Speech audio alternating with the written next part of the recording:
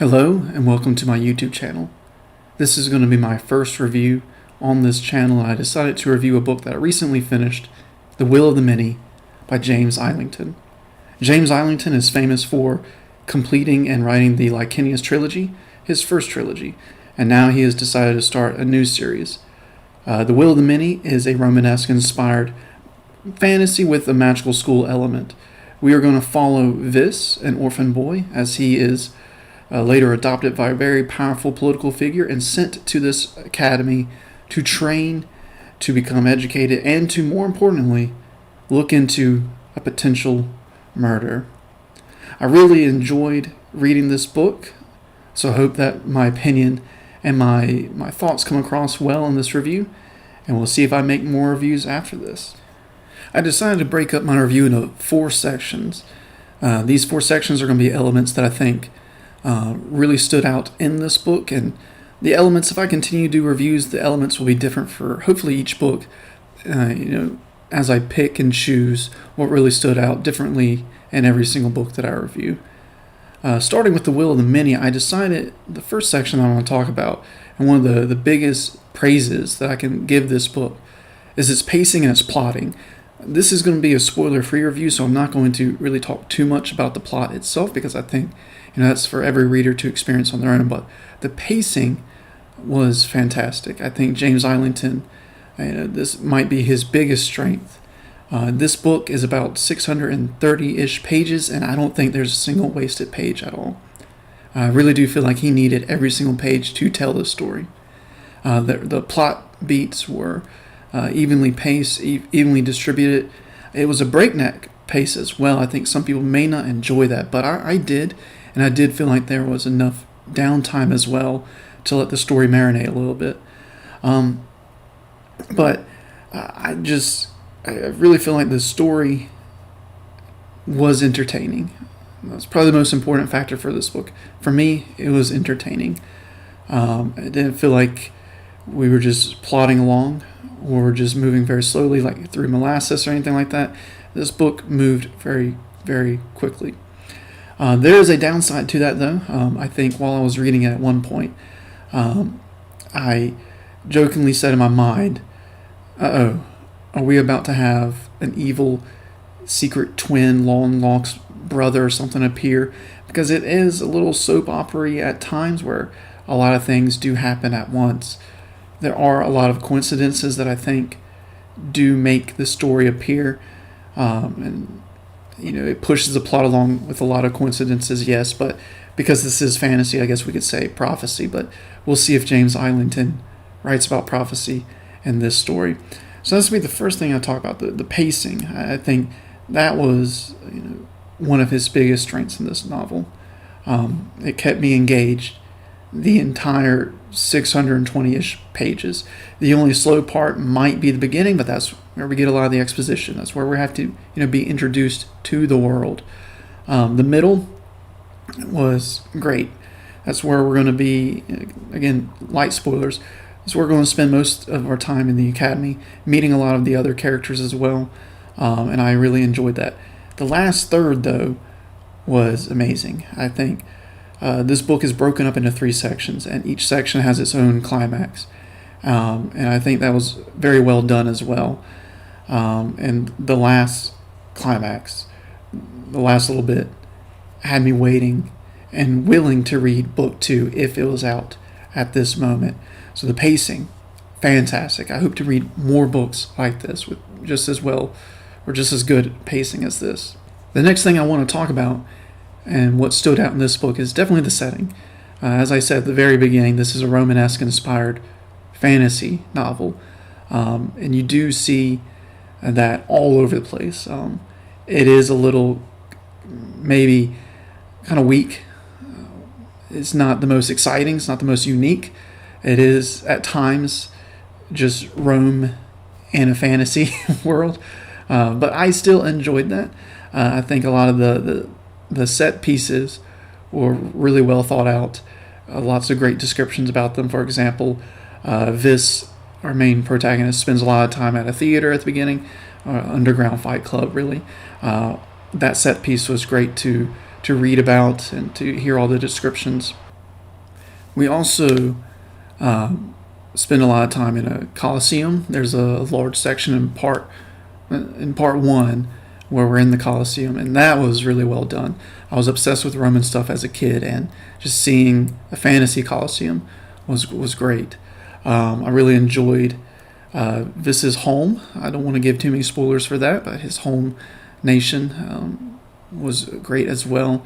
There was, I can't remember what it was called, but there's I'm going to call it a memorial mountain. That was a lovely set piece as well. If there's any big criticism for the set pieces and the setting, it would actually be the academy itself, the school, which is unfortunate for a fantasy novel that is a magical school book. I thought that was the weakest part of the setting. I can't even picture what the academy looks like. I think that needed a little bit more. At times, it felt like we were in the academy and we would get some exposition about how Vis studied, how he met some people, what he did in some of the classes, and then we would move on. There wasn't a whole lot of detail about the school itself, about the academy, except maybe the rooms that he slept in. And that was it. And the island that the academy was situated on. I think that was the only part that was described. But to me, that's a major weakness for a fantasy novel like this, because you almost want your academy to be a character of itself. The setting needs to be a character. It needs to be realized. And the academy was not. Same thing for a lot of the cities. They didn't stand out either. But I think I do have to give him credit. I do think if he spent too much time with describing the cities and maybe the academy, then the pacing itself would suffer. So I'll give him that. He had to make some sacrifices somewhere. Speaking of characters, the academy not being a character, I do want to talk about characters in this.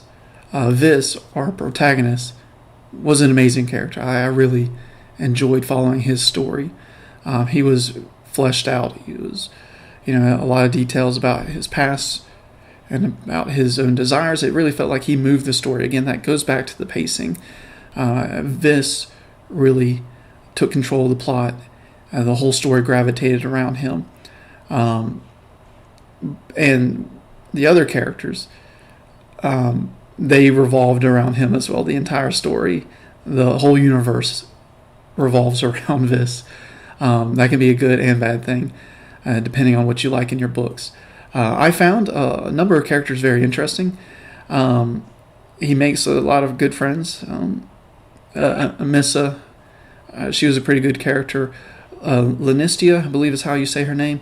She is going to be the tutor for Vis, and she was a great character as well. I'm excited to see what else Islington does with her. There's a sort of a mystery involving Lenistia. I believe the other one is Aqua, is how you say her name. She was a great character as well, very much sympathetic. I really loved her story, what she brought to it. On the flip side, we don't see those characters as much as two other minor characters, which would be, and I had to look this up, Calidus and Edhine. All right, those are going to be Vis's best friends, and I had to look up their names. It's been a week since I've read the book, and I just could not remember their names at all, and I think that is a huge negative for this book. His two best friends were not interesting at all. The other minor characters, the other side characters were great, but the two that we spent the most amount of time with were not. They were very much cookie cutters. We had, the nerd outcasts and the muscular outcasts. I don't even know how else to describe them. But there is, again, without spoilers, towards the last third, there, I do see a chance for the characters to, be expanded upon later in this series. So I think that is something I'm looking forward to. I'm hoping that the side characters are more interesting later on in the series. But I do remember that was a criticism of Islington in his first Licinius trilogy. Hopefully that won't be the same thing in this series. The last thing I want to talk about is really just the writing itself. It was very tight, very well edited. I could only pick out a couple of sentences that I thought were clunky. and I think I just read them when I was tired, so probably my fault. Again, the pacing was fantastic, and that is a credit to the writing. I do want to give a huge amount of praise towards his action scenes, though. Islington can write action very well. Again, he has 3 parts in this book. All 3 have major climaxes, and 2 out of the 3 have, climactic action scenes, and those were so well done. They made me real excited to continue reading this.